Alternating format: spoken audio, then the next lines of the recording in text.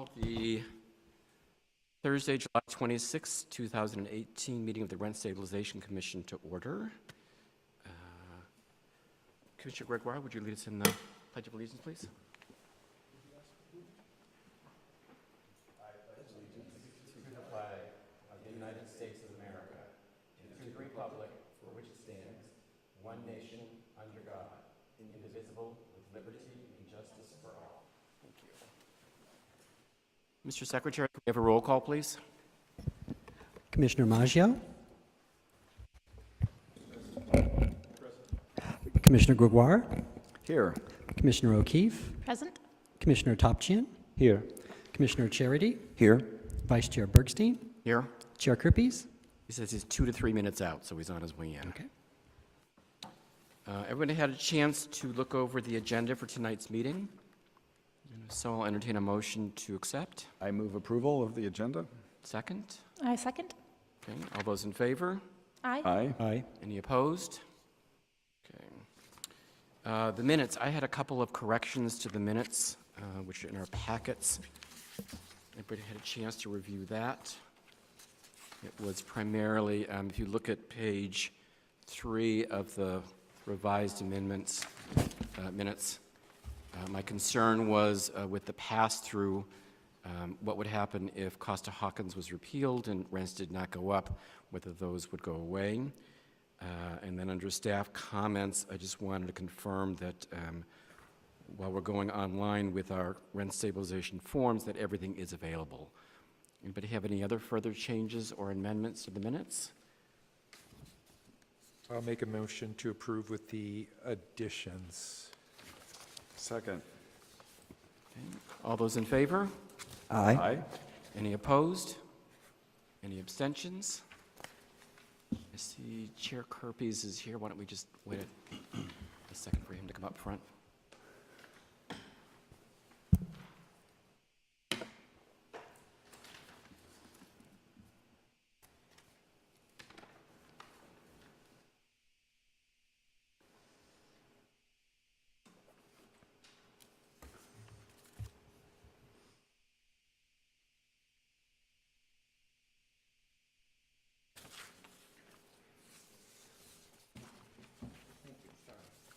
Thank you. Sorry I was late.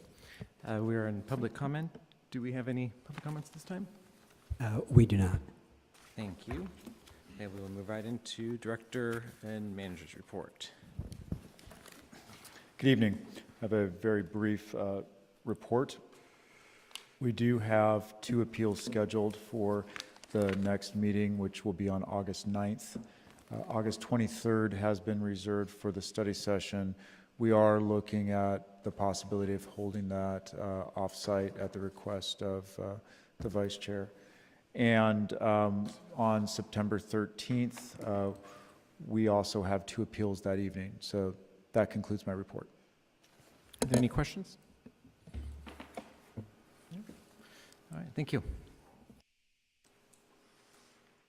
So we'll move right into our appeals for the evening. Oh, I'm sorry, Commissioner comments. Does anyone have any comments? Vice Chair? No? All right, we don't have any comments. We'll move right into the appeals for the evening. First appeal would be D4292 of 1346 North Laurel Avenue, apartment number 8. Do we have both a representative of the tenant and the landlord present? Landlord, okay, and no one from the tenant? Okay, we'll have you go ahead and, well, go ahead and have a seat for right now. We're gonna start with a staff report, and then we will, you'll have 5 minutes to present your case, and then we will go into deliberations. Thank you. Thank you. In this case, the tenant, Richard Derrick Miley, asked for a determination of the maximum allowable rent, or MAR, and a determination as to whether the landlord had accepted rent in excess of the MAR. He and a roommate had moved into the unit in May 2013 at an initial rent of $2,375. The hearing examiner determined that the MAR was the tenancy's 2013 initial rent, plus the implemented annual general adjustments totaling $2,465.29. She determined that a May 2016 lease agreement signed by the landlord and the tenant, which purported to raise the rent to $2,500, was void per state and local law. She held that there had been no vacancy to justify setting a new initial rent, and that the city's rent stabilization ordinance prohibited a waiver of the limitations on rent increases and voids any agreement to the contrary. As a result of the MAR determination, she also held that the landlord had accepted rent in excess of the MAR in the amount of $1,370.22. Staff recommends that the commission affirm the hearing examiner's decision, since all of her conclusions are consistent with state and local law. Thank you. Thank you. Do we have any questions right now? Just for clarification purposes,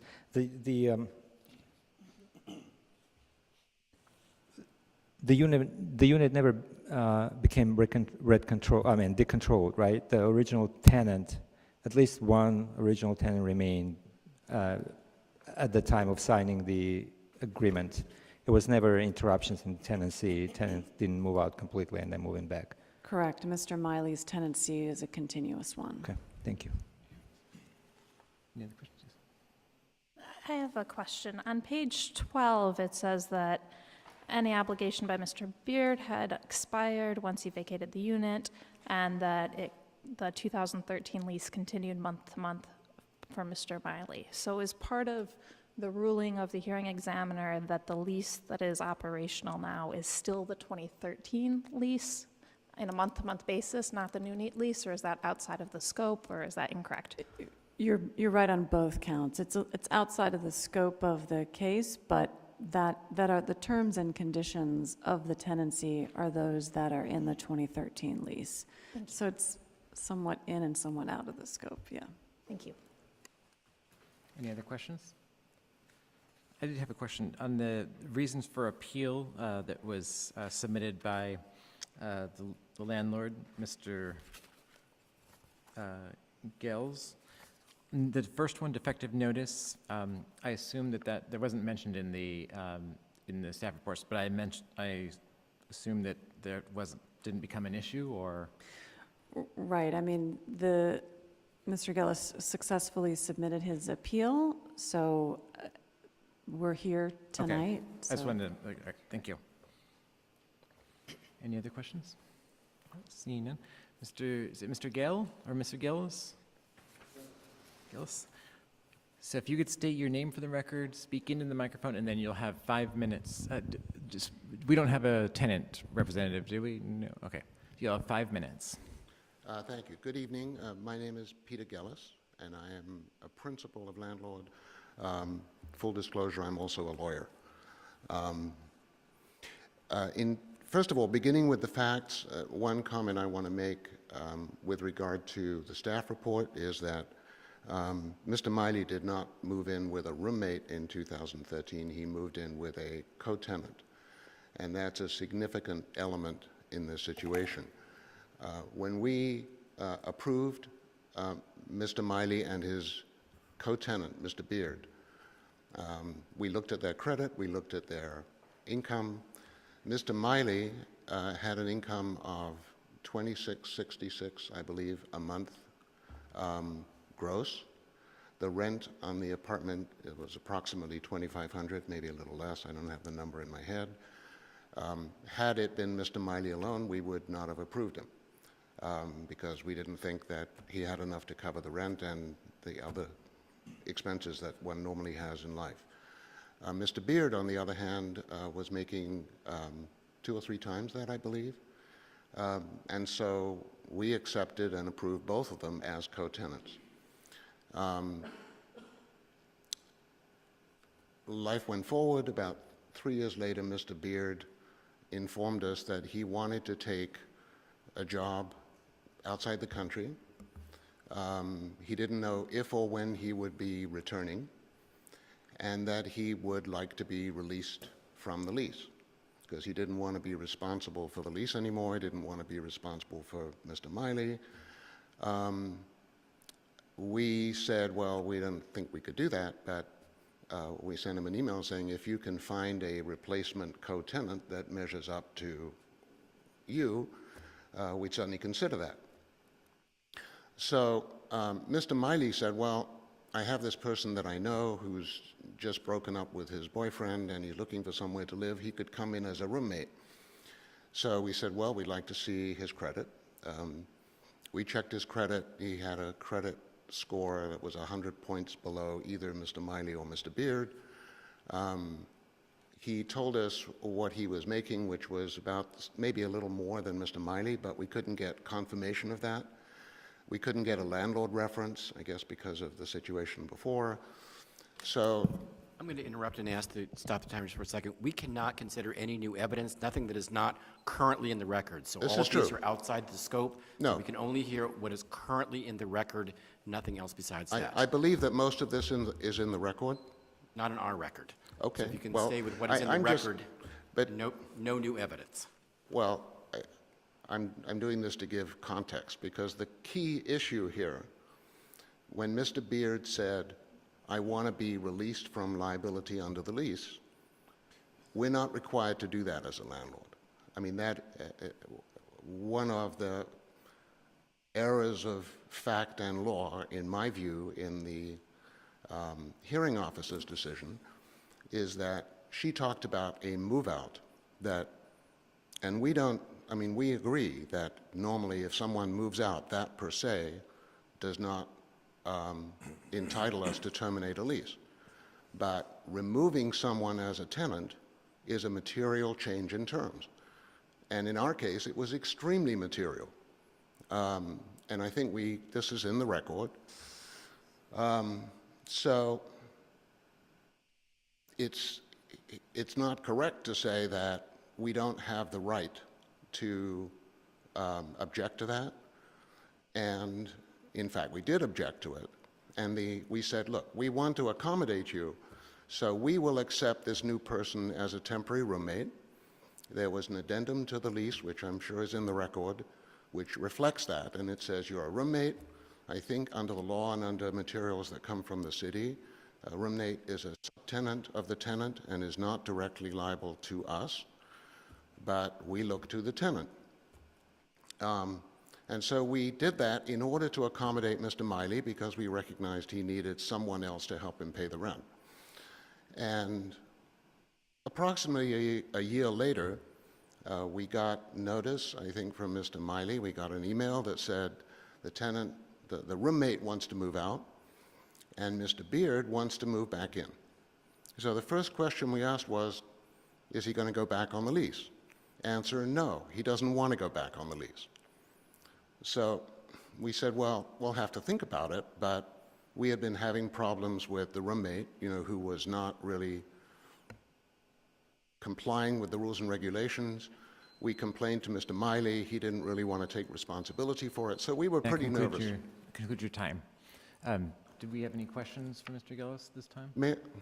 I'm sorry, may I have another minute? No, I'm sorry. You had 5 minutes.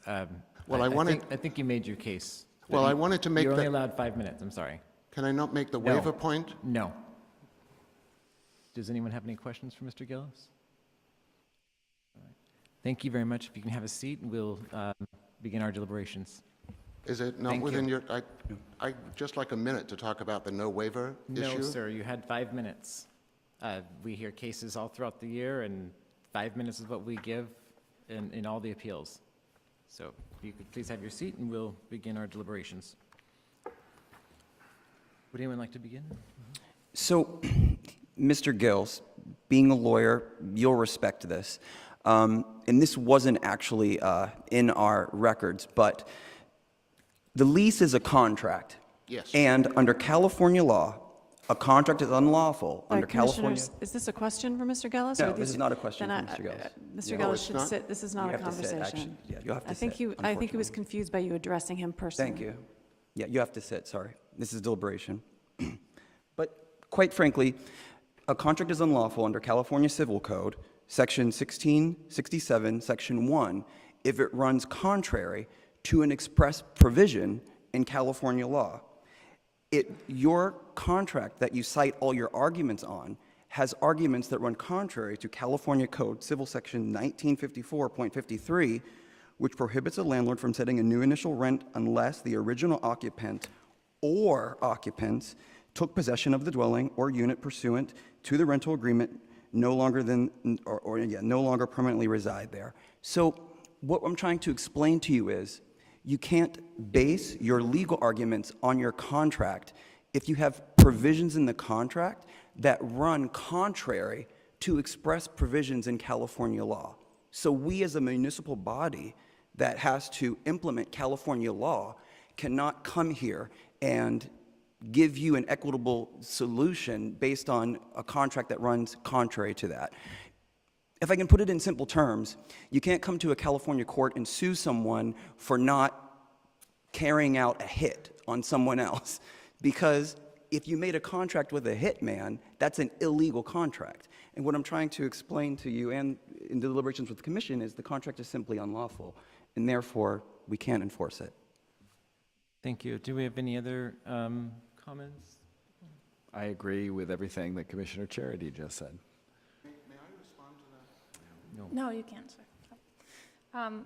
Yeah, it seems like a simple question of law. The hearing examiner and our counsel has explained, and fellow commissioner, that under California law, the way it works is that Mr. Beard was able to remove himself from the lease, and then it continued on a month-to-month basis, and the rent could not be increased as long as Mr. Miley was there. So I would affirm the decision of the hearing commissioner.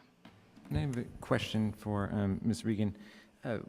We heard that there's a difference between a cohabitant and a tenant. I've never heard that before with our ordinance. Is that? No, for your purposes, it's irrelevant. Okay, thank you. Does anyone have any other comments? Just a quick one, Chair, that obviously, clearly, as Commissioner Charity stated, I agree with everything you've said. It's just under state Costa-Hawkins Housing Act, while the original occupant or occupants are still in the unit, and the unit never been decontrolled, never been vacated by the occupant or occupants, the owner cannot establish a new market rate. And although the rental agreement was signed, but that rental agreement doesn't waive that protection under the ordinance and the state law. So that's why if the original occupant was there and never vacated, although he signed a subsequent rental agreement and agreed on different terms and conditions that didn't change the fact that the original tenant of record never vacated the unit. The unit has been always occupied by the same person. So that is very clear, and that's the reason why we have these findings that I'm going to fully support. Any others? I would just, well, the legal conclusions are correct both under state and local law. I think they're wrong. I mean, He can stand if you'd like, but you cannot speak, all right? well, I'm asking Your testimony has concluded, so please respect this process. Thank you. Sorry, Commissioner, would you like to continue? All right, the legal conclusions are correct under both state and local law, and so therefore I will agree with the hearing examiner's conclusion on 18-521. Thank you. Vice Chair. So I am the sole landlord on this commission. And as a landlord, I have had co-tenants where one co-tenant would like to move out and has requested to be removed from the lease. There's no requirement that I remove them from the lease. I can leave every single original tenant on that lease. They're all joint and several liable whether they reside there or not. I'm not required as a landlord to remove them. I do an addendum to the lease, removing one person, perhaps replacing with somebody else. But you're correct, there is no requirement that a tenant's request to remove a co-tenant from an existing lease. On the flip side, at least in West Hollywood, under our rent stabilization ordinance, a tenant cannot, an in-place tenant who's never boxed up their belongings, never moved out, never vacated the unit, they are a tenant currently and previously, they cannot waive their right and say, I'll sign a new lease at a different rate. They don't have that right. So this is actually a fairly simple matter for me to agree with the hearing examiner.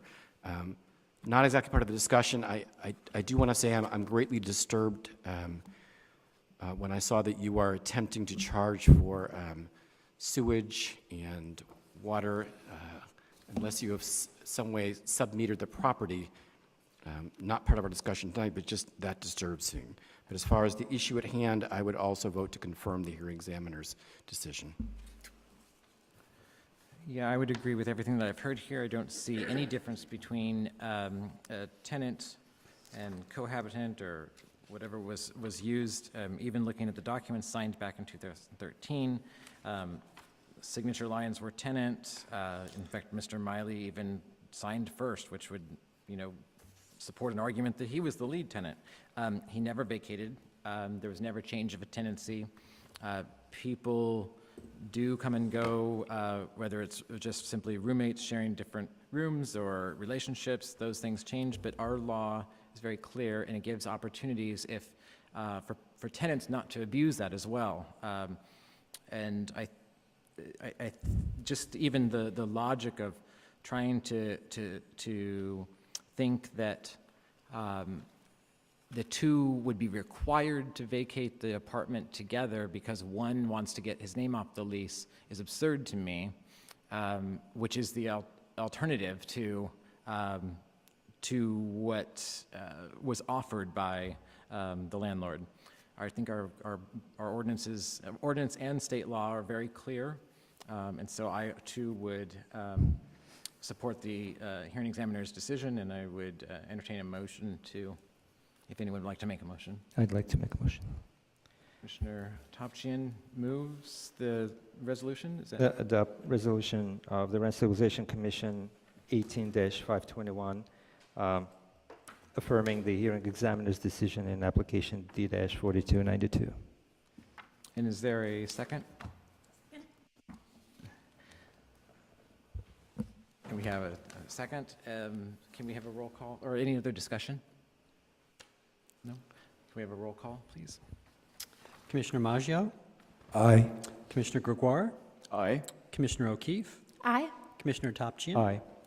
Commissioner Charity, Aye. Vice Chair Bergstein, Aye. Chair Kirpies. Aye. Thank you very much for that. The motion passes. The resolution has been passed. Thank you very much for your testimony this evening. We will now move to our second appeal of the evening, D4308 at 1479 North Harper Avenue. Do we have any representatives for the tenant or the landlord on this one? I don't see any, no. All right.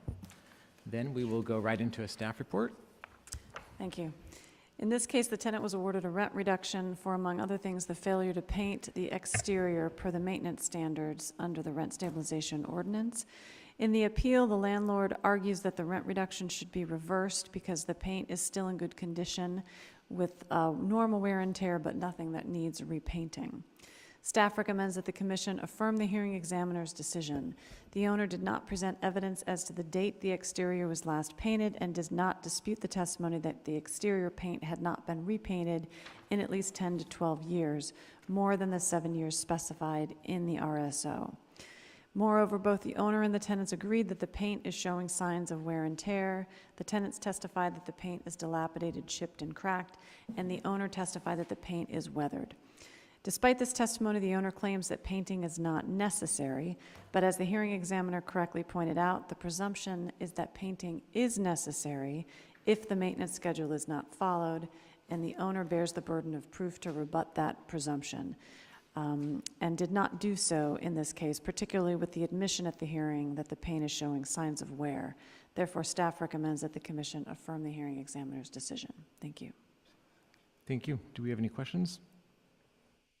All right, we'll move right into deliberations. Would anyone like to begin? I can start.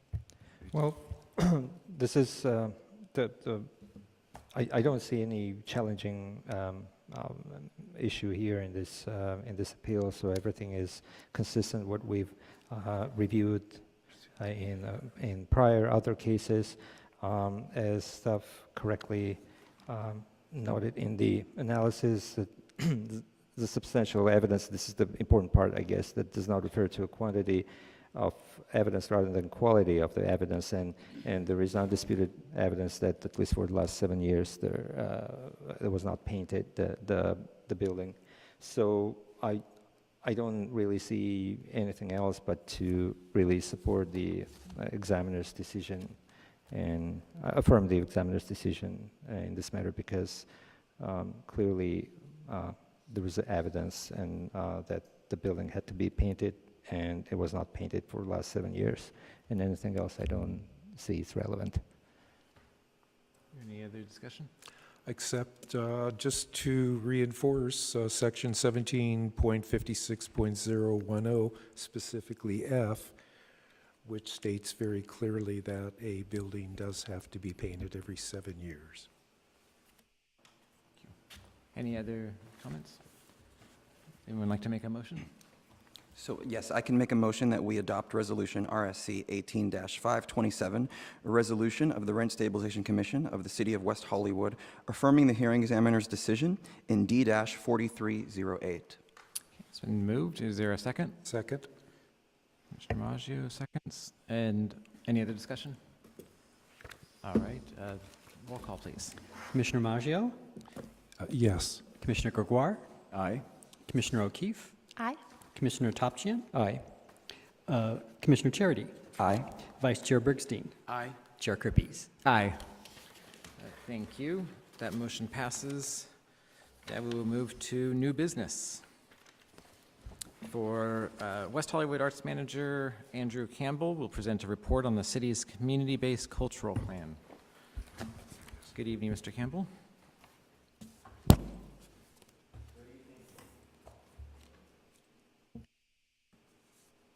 Good evening, Commissioners.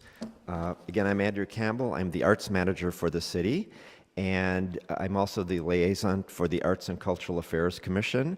And now for something completely different, we'd like to share with you the city's cultural plan. As leaders in the city, we are taking the opportunity to visit all boards and commissions and share the city's cultural plan, which was actually approved almost a year ago by Council in August of 2017.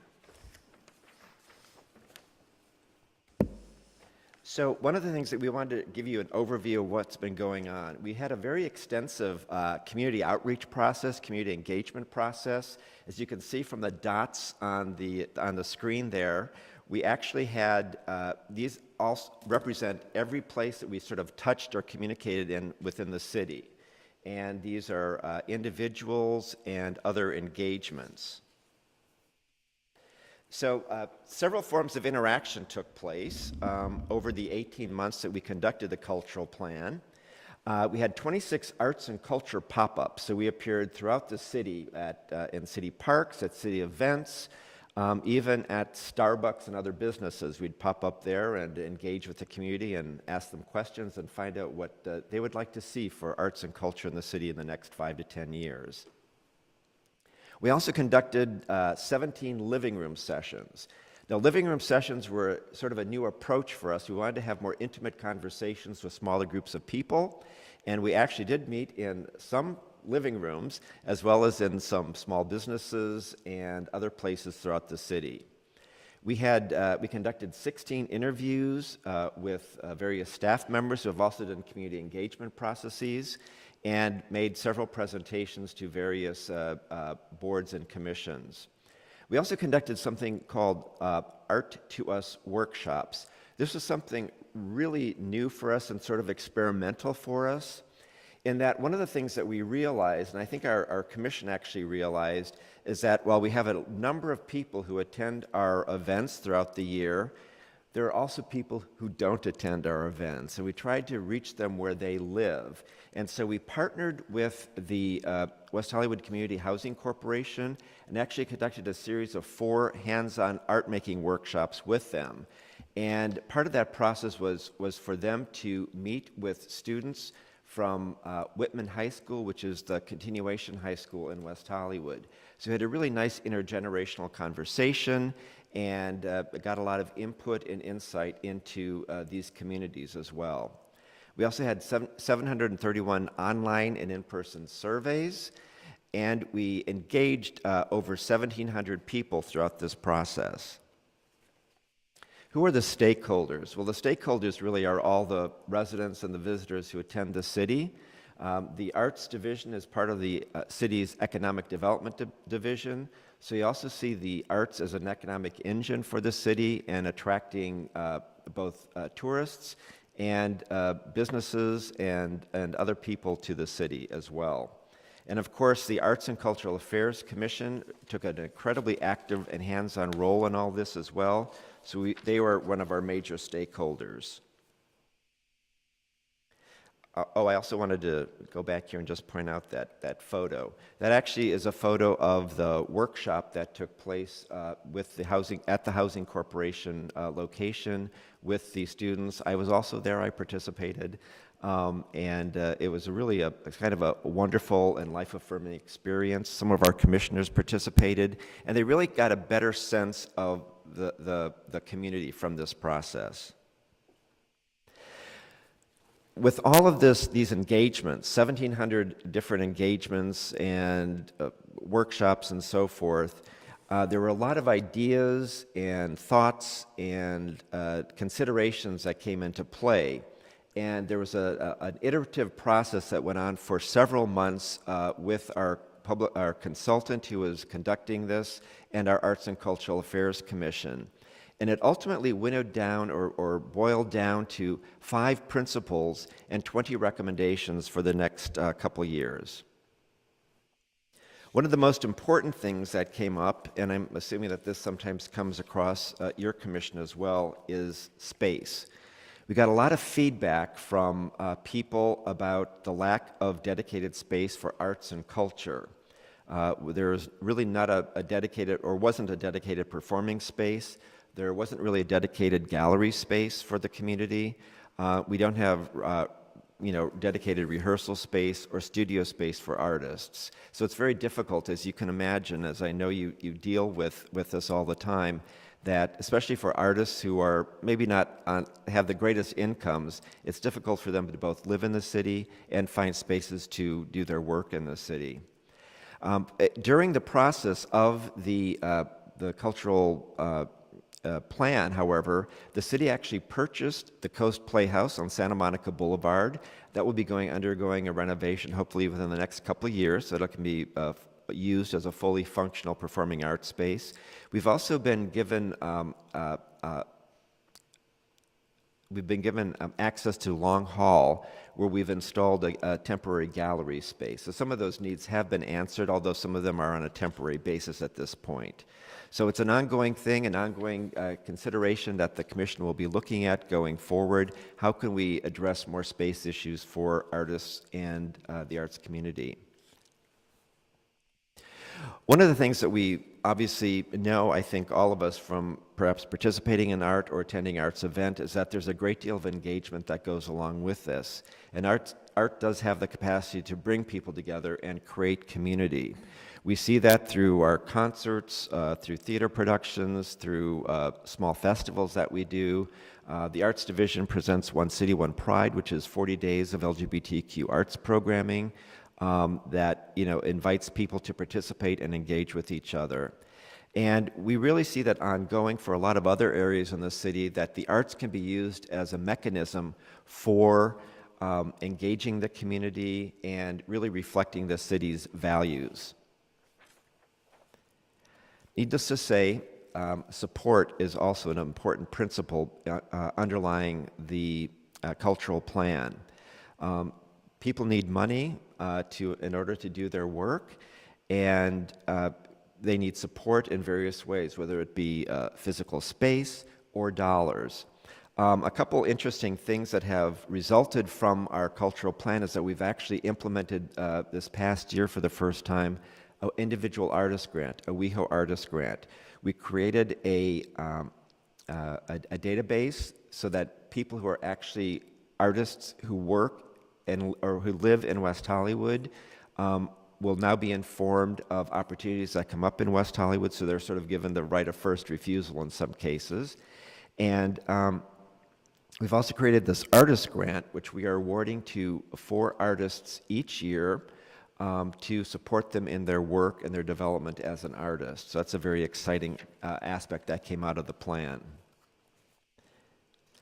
As with many other elements in the city, or many of the other things that the city is responsible for, it sometimes is surprising of how many people don't know what we're doing, and don't know in many areas of the city. And so one of the things that came up also is visibility. How can the arts become more visible in the city through social media, through being out on the streets and so forth? So we're working to really promote West Hollywood artists, West Hollywood arts, and make them more accessible to the public. Experimentation has been kind of a hallmark of the work that we do in West Hollywood. This photo, by the way, is of a project called The Cube, which was by a Brazilian artist, Manuel Lima, who was actually a graduate student at the time at Cal Arts. It was a fabulous, very interesting project where he actually installed and lived in a cube on the Sunset Strip for 10 days and created played the piano and created a composition as he went along. Very unusual project, but kind of helps us see our city and the Sunset Strip and some of the opportunities in different ways. One of the things we find out with space is because we are so limited, we get creative where we can present art. And so one of the things is building a cube on the Sunset Strip and presenting something up there. Got some really great feedback from the public and from the press, and we're very proud of this particular program, and it really exemplifies the type of experimentation we should be doing in the city as the creative city. So those are our 5 principles. I also wanted to bring up the idea of we have this repository of great ideas. Needless to say, engaging with over 1,700 people, we got tons of great ideas about things that we could do in the city, different approaches. So we now have, they're all documented. We have a whole list of great ideas that we can now draw upon. The Arts and Cultural Affairs Commission, the Arts Division, the city as a whole can draw upon in the next few years. Another, I think, very intriguing and interesting way is how do we communicate the plan? Well, part of it is coming to the boards and commissions, of course, but we also did something rather unusual. Well, I'm going to go back. Here's our 5 principles and 20 recommendations. I also provided you with a copy of our report there with this information in there, so you can look at it going forth. A couple of things that we can see there is present art in the places people frequent, take works to complexes or affordable residencies where people may feel more isolated or homebound. We're actually going to be implementing a pilot program this year, Artist in Residence program, where we're going to work with a social service agency, bring in an artist to work in that agency or that location over a period of several months to see how we can engage the public. That's a project that was funded by the city this year for a pilot. I'm having a hard time reading in the dark here. Okay. One of the other things that has come up is we heard a lot from people that they want a large-scale community arts festival. This also came up during the East Side Task Force discussions, and so we will be exploring that as well this year in a feasibility study. The city also already does tons of festivals and programs and stuff like that. Can we do another one? Is there interest in doing another one? Do we have the capacity to do another one? So we'll be doing a feasibility study to take a look at that. And if we do decide to go forward with an arts festival, how can West Hollywood's be different? How can it really express who West Hollywood is? It's not probably the Beverly Hills Arts Fair, but it's got to be something that's very interesting and unique and special to West Hollywood. We also, in looking at support, we continue to develop the Arts Grants program and look at various ways that we can support the groups with funding. We also, under visibility, have talked about developing a West Hollywood Arts Talk series. We are currently working in a program called West Hollywood Artists and Icons. We've actually had 2 presentations so far in that category. We have another one coming up in November with long-term resident Dan Guerrero, who had a really wonderful career on Broadway and currently does a show, or a one-person show called Gaytino. And he's been a resident on Kings Road for I think, probably 25 or 30 years. So we want to celebrate the people who are here, who are iconic for our city, and help and share their stories with the city as a whole. And finally, with our experimentation area, along with the other recommendations there, we have a very interesting program in that we have access to the electronic billboards on the Sunset Strip, and there's been a lot of conversation about the billboards. And so whatever plan ultimately comes out, there will be art components included in that. And that will be a very wonderful opportunity to experiment with digital art, which is kind of a real important and pressing field of art right now. So we'll be sort of on the cutting edge of that. We already are presenting work on the 2 digital billboards that we currently have up there. Now we'll get to the communicating. And we did a thing called, we actually did a visualization of, a data visualization. And we employed 3 artists to share the findings from the plan. And so 3 individual artists did 3 different projects to sort of promote the plan. So the first one is called Art Everywhere. That was a really cool project where the artist Maria de la Madrid actually developed a weather balloon or set up a weather balloon in Plummer Park, worked with the teen center teens there, and actually did aerial photographs from the weather balloon looking at where art could be placed within the city. So that's why it's called Art Everywhere. So it's a visualization of public art possibilities. The next one is by a West Hollywood artist, Sean Noyce.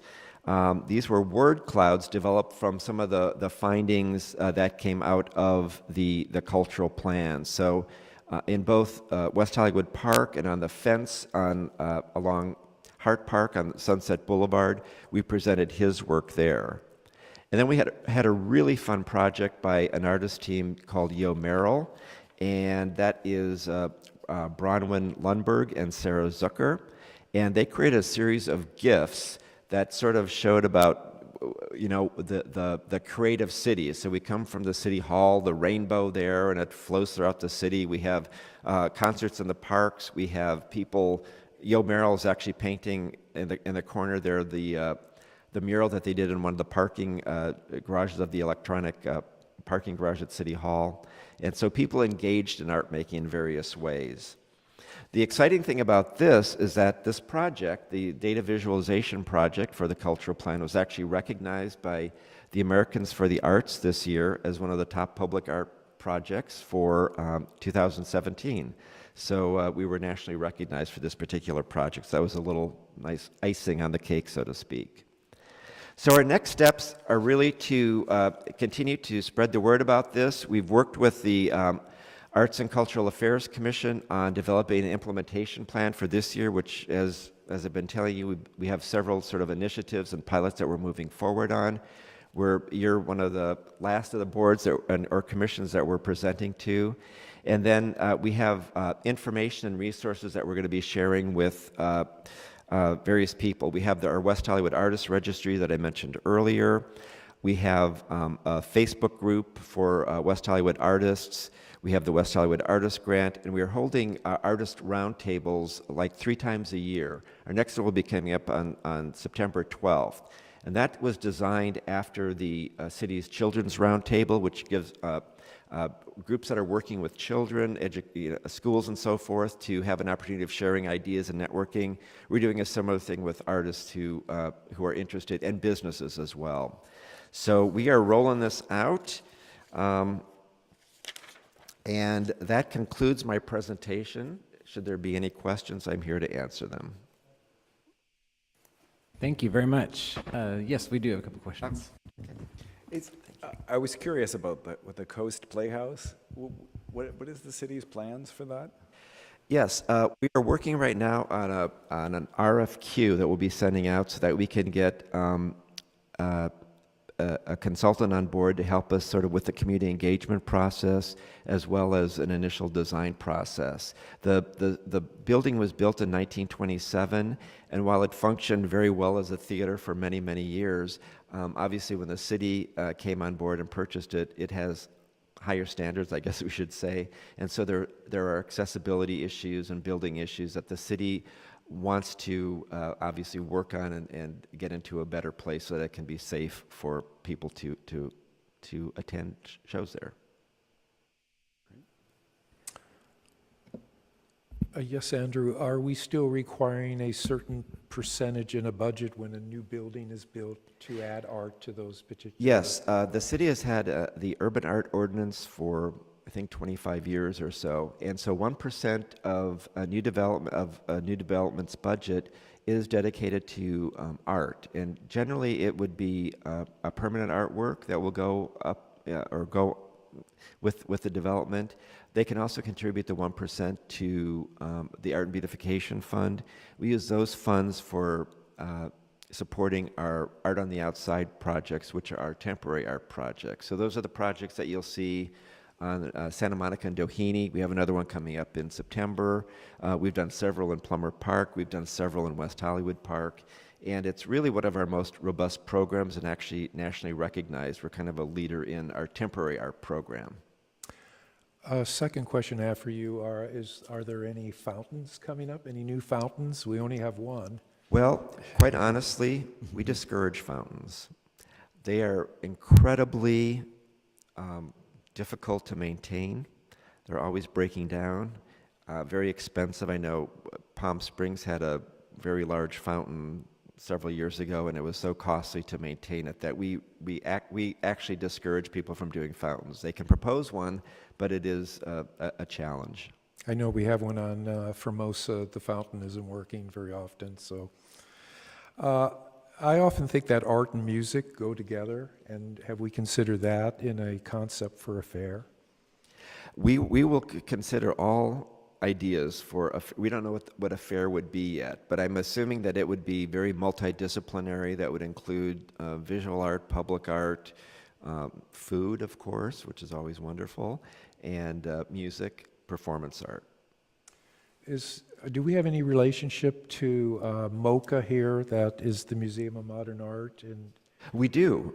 We have they have been funded by us in the past. We have partnered with them on some programs as well. So we do have a relationship with them. We're able to use those facilities, or no? No.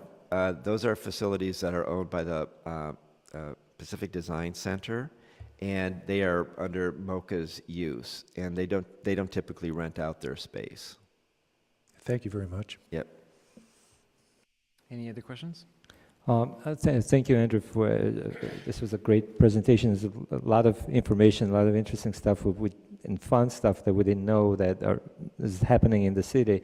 And yeah, throughout the presentation, you mentioned a lot of times the visibility, which is great because we want to see these arts everywhere we go. I think that would make the city more obviously beautiful and friendly. And there was a lot of, I'm thinking there are a lot of spaces in Plummer Park, of course, in this West Hollywood Park that, you know, and obviously you explored all those available areas that the art can be presented. I also thought that you mentioned the development and the temporary art.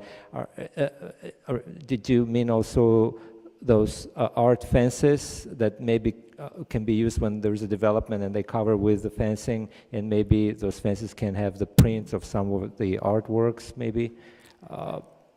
Yes, we actually, council actually adopted an art on construction fence program a few months ago, and so developments of a certain size and scope have to now have art on their construction fences, so they add a little bit of beauty to the city.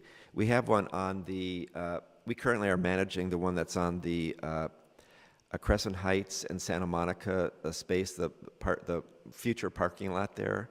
Yeah. And so we currently have one that was related to the One City, One Pride LGBTQ Arts Festival, and actually the Arts Commission today was just talking about the next project that should go up there. Yeah, because we have a lot of development happening in the city in different locations. I would be kind of exploring all these sites, and you know, posting a lot of artworks there would be great. And as a director of the Russian Festival, I would really love to see, you know, maybe a big exhibit once a year. I'd love to see, of course, the art festival annually. organized in West Hollywood, but would be great to also have a presentation or a portion of the exhibit during the Russian Festival in May. So maybe we can talk about it. Yes, and we actually have done it. I think for the past 2 years, we've had an exhibit during, or we didn't do the exhibit, but we worked with people to do an exhibit in Long Hall during that period of time. All right. Thank you. Any other questions? Thank you for the presentation and all your wonderful work to bring art everywhere in our city. I'm excited about a lot of it, including bringing art to more homebound and isolated people. I was wondering if there was any consideration of bringing art everywhere, including here. Was there any discussion of having art on the walls here? I mean, art in this, Yeah. there have been some conversations, but we kind of need to keep it this way for a number of reasons, for televising and so forth. But we have a fabulous Shepherd Ferry right outside. I hope you know that, the one that we did when we built the building. So, and we have a wonderful David Weissman piece inside the library as well. Great. And is there much discussion of more murals in the city? Murals are going crazy in the city. Everybody wants to do a mural. We actually have a muralist roster now. So we have a very large number of artists who have applied for and been approved to do murals in the city. So we have a mural process, and we encourage businesses to take advantage of it. So many people find it very interesting. We have to be very careful because what we have to work on is to make sure that it's not a commercial use. That changes it considerably. So it has to be purely artistic in nature. Thank you. Any other comments? Oh, again, go ahead. Hey, Andrew. Oh, it's a pleasure to see you. Couple comments and questions. One, I'm probably dating myself, but for this country's bicentennial, there was a federal program, it was an art train. And in my little hometown of Midland, Michigan, which is essentially the same population as West Hollywood, I was tasked with providing the artists in residence. So I had a potter with a wheel, I had a weaver, I had a painter, and back then at least people really loved being able to interact with the artists as they were working on their projects. And I was 18 years old, kind of a good thing for me to pull off at that young age, but it was very popular. A quick question, you mentioned part of your outreach was to, it sounded like you said a high school here in West Hollywood. I wasn't aware. Yes, a lot of people aren't aware of that. We have a continuation school here in West Hollywood. It's on I think technically Rosewood, but you can see the backside of it when you're on Fairfax, just south of Santa Monica. What's a continuation? Is that a private school? No, it's a school kind of a second chance. Okay. School. Okay. Yeah. You mentioned the East Side Working Group, and I brought this to their attention before. People are not really aware. We have a little cluster of art galleries around Santa Monica and Fairfax. And I always thought, what a great idea. We'd have a little street festival down there to have the galleries do like a little gallery crawl, gallery walk, and then incorporate some West Hollywood artists along with that. And I got a second, the installation at the corner of Crescent Heights and Santa Monica.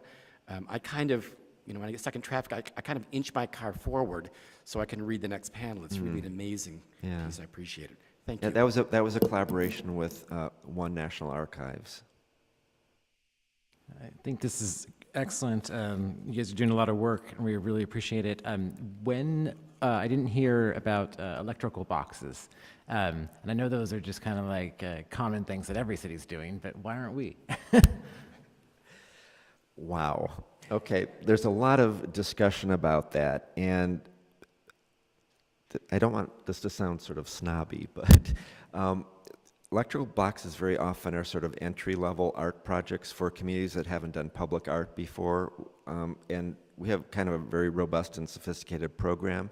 However, having said that, anyone can propose an art project on a box. We have an open proposal, very unusual, we have an open proposal process that is reviewed by the Arts and Cultural Affairs Commission every 6 months. So an artist, a community group, if a business could propose to put art on an electrical box of their choosing, then of course it has to be approved by various other entities like probably public facilities and maybe Edison or something. I mean, I was going to say, does the city get to choose that, or is it a combination of the city and the electrical or the utility? All right, thank you. Sure. Oh, yes.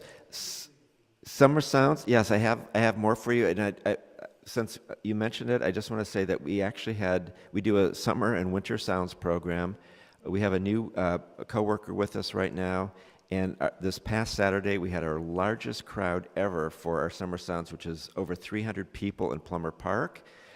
People were dancing. People brought their kids. People brought picnic blankets. It was really fun. So I hope you can. The next two will be in Kings Road Park. If you haven't been to a concert there, it's lovely. It's jazz, and it's just really cool. So please check it out. Thank you. Thank you. All right, we'll move on to number 2, reorganization of the chair and vice chair. You guys are kicking me out. So we will first start with nominations for chair. You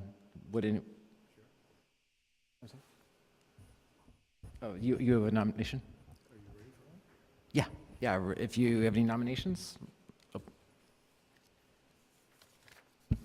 Yes, I would like to nominate the Honorable Garrett Charity for chair. Nomination for Garrett. Charity, do you accept the nomination? Yes, I accept. All right, are there any other nominations for chair? I'll nominate Vice Chair Rob Bergstein. Do you accept? I accept. Are there any other nominations for chair? Seeing, are we ready to close nominations? And how, I don't remember how we do this part. You call the name. Oh, you call the name and then we say a name, right? No. No, everyone will just go through and say who they're That's what I voting mean. for. Yeah, so you'll do roll call and then we will state one of the, either Commissioner Charity or Commissioner Bergstein. Okay. Commissioner Maggio, Commissioner Charity. Commissioner Gregoire, Commissioner Charity. Commissioner O'Keefe, Commissioner Charity? Commissioner Topchian, Commissioner Charity? Commissioner Charity, Commissioner Charity. Vice Chair Bergstein, Vote for myself. Chair Kirpies, I will vote for Commissioner Bergstein as well. Congratulations, Commissioner Charity and Chair Charity. I will pass this gavel on to you and wish you the best of luck. Thanks. Do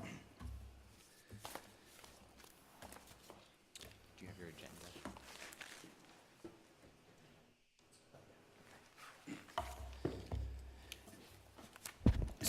So next, we will entertain nominations for vice chair. I would nominate Vice Chair Bergstein, but I don't know. I'd like to nominate Commissioner Gregoire. I'm going to decline the nomination. I've just finished serving as vice chair. I think I should serve twice in a row.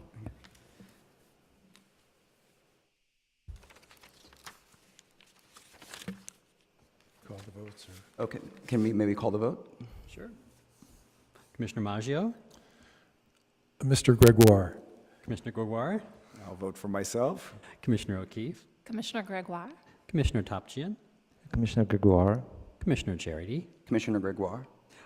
Vice Chair Bergstein, Commissioner Gregoire. Chair Kirpies. Commissioner Gregoire. Now I have to learn your. What?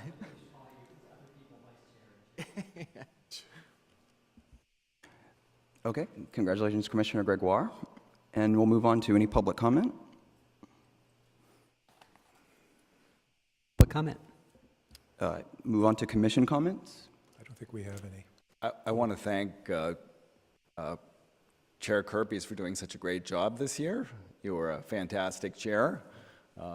Did a great job. Thank you for your service to the commission, and thank Commissioner Bergstein for serving as chair on a number of occasions when the chair was unavailable. Thank you for your service. I would also like to thank the former chair and vice chair. Thank you for your service. I too would like to thank former Chair Commissioner Kirpis and former Vice Chair Commissioner Bergstein for great service And Josh, you did an absolutely fabulous job as chairperson, and it was really amazing to serve that year when you were chairing the commission. Thank you for that. Couple things. One, I just wanted to thank Commissioner Kerpes. I always said 3 times the bridesmaid, never the bride. Finally, Chair, but a pleasure serving with you. A couple things, and one, Peter, at our last meeting, we had a discussion about when the most recent mailing went out, the worksheet for landlords to use in calculating the annual adjustment was no longer going out as a mailing, that we were moving towards all electronic online access to our forms. And while I do like the idea of saving trees, I am a little concerned about this. Only 40% of our property owners, landlords, renewed their registrations online. And most of our landlords are mom and pop, pop and pop, mom and mom. Some of them are more senior. Not everyone is computer savvy. So I'd like to see 2 things to occur, that in any future mailings that go out, that we have in significant print that all of our lines are available on, all of our forms are available online, including the top sellers, which is this one, this one, this one. Here is the link. You had mentioned there would be computers available. It sounds as if for their use. I'm hoping I misunderstood, and what you meant is that our staff will pull the forms for them, because if someone is not computer literate, they're not going to be computer literate at a computer in our lobby.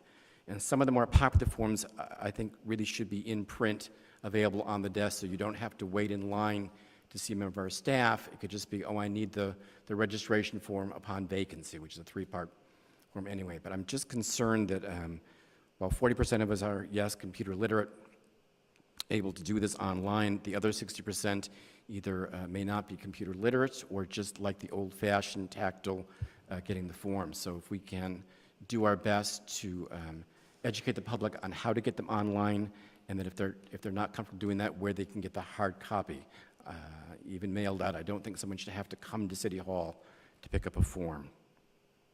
And secondly, I may have spoken a little out of turn during the appeal, but it's been a topic where some property owners would like to start charging their tenants for things like water and sewage.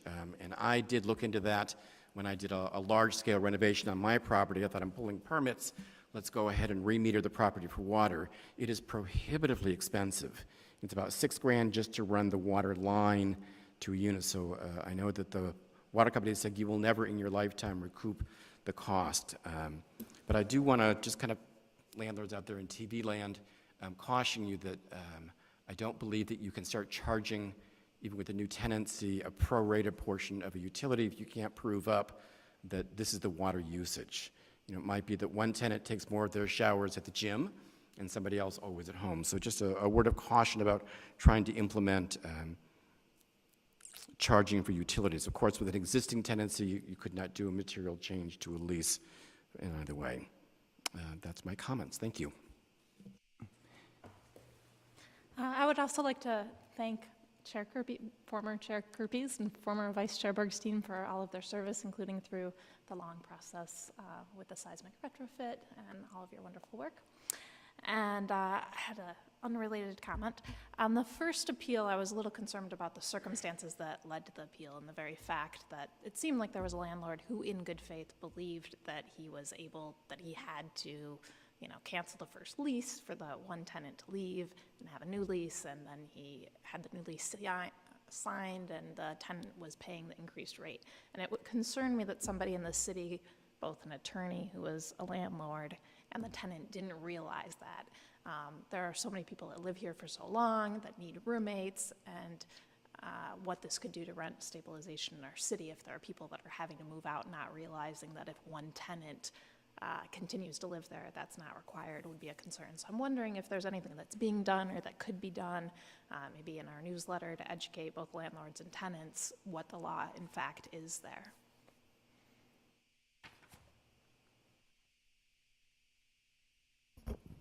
So once it's my turn, I can Okay, provide comment, but Oh. I tend to Apologies, leave I your forgot. comments without my comments in them. So I am hearing you, though. Okay, Thank you. And if thank there's you. a need to agendize the conversation, I'm not sure procedurally for a future meeting, we could do that too. So I also would like to thank the outgoing chair and vice chair. It's a little bit unexpected for me to be here, but I did accept the nomination because I do care to do a good job for you guys. And I promise to be here really prepared and early and be here to support everybody. So thanks for putting your trust in me. And it'll be an exciting 6 months. Thank you. Now we'll move on to staff comments. if there are no Can I other comment? commissioners. Sorry. How quickly I lose all my power. I just want to thank everybody. This last year was very interesting. It was rewarding for me to be able to serve as chair and to serve the city and serve all of you here on the commission. I appreciate all the work that every one of you have done, especially, as Commissioner O'Keefe said, these last 3-4 months with the earthquake retrofitting. That was a very important subject matter that we covering. It was outside of our normal everyday dealing with the very important appeals that we deal with. I mean, I also want to thank the Commission's support for over the last year on all those outside other projects that this Commission historically hasn't necessarily worked on, and the recommendations that we've made to Council. And I think we've seen that the Council's been supportive of those actions when we've taken them. They found them useful, even referring some items from moving them from their agenda, their ideas to us to get our take on them. And I hope that the Commission will continue doing that as we move forward. And I want to thank you, Rob, for providing the support to me, not only just here in the meeting, reminding me where we're at and all that, but outside, usually saying, no, you're fine after a meeting. So I really appreciate that and that support. In terms of just off that subject, and congratulations to our new chair and vice chair. I look forward to serving under you, and this will be great. In terms of other items, I did have one item I wanted to bring up. I'm in the process right now, my property owner, or my landlord, is selling our building, but I had received a estoppel certificate along with the instructions that were attached to the form, and I was not, as someone who doesn't know much about this form, I found the 3-paragraph description a little bit confusing. It kind of tells me that if it's not a city form, I don't have to fill it out, but it doesn't necessarily go so far as to say that I do have to fill it out. And this is, I guess, a printout from our website. So maybe, assuming that we do have to fill it out as a tenant, maybe if we could clarify that a little bit. It just seems like we're missing that one line, like you do have to fill it out if it's the city's document, if that's true. Right, thank you very much. They just want to know what belongs to you and what belongs to them. Basically, that's what it comes down to. Are there any more commissioner comments? Then we'll move on to staff comments. Thank you. Just a few comments, but first a public service announcement, a little advertisement from the Disabilities Advisory Board, who is encouraging members of the West Hollywood community to nominate individuals, businesses, and media and nonprofit organizations deserving special recognition for the work with people living with disabilities, including accessibility issues, attention to ADA requirements, or advocacy. The Disabilities Advisory Board will be presenting the 20th Annual Disability Service Awards as part of the city's observance of Disability Awareness Month in October. The award presentations and reception will be held in the City Council chambers here on Wednesday, October 24th at 6 p.m. And nominations are due by 5 p.m. on Thursday, August 9th. Nomination forms are available, and I think we can reach us. I was looking for it online. I couldn't find it, so I'd say if anyone's interested, just give us a call at 323-848-6450, and we can find the nomination form for you.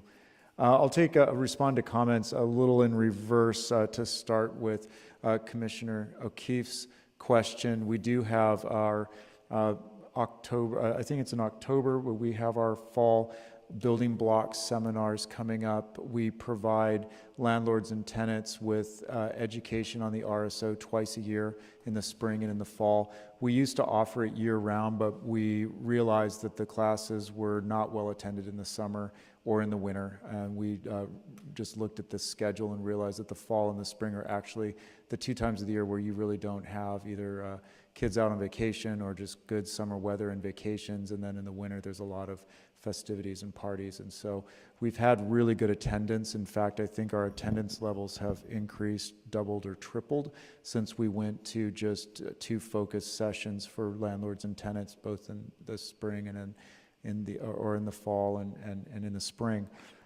We also have our hotline at 323-848-6450. People can call us and ask questions.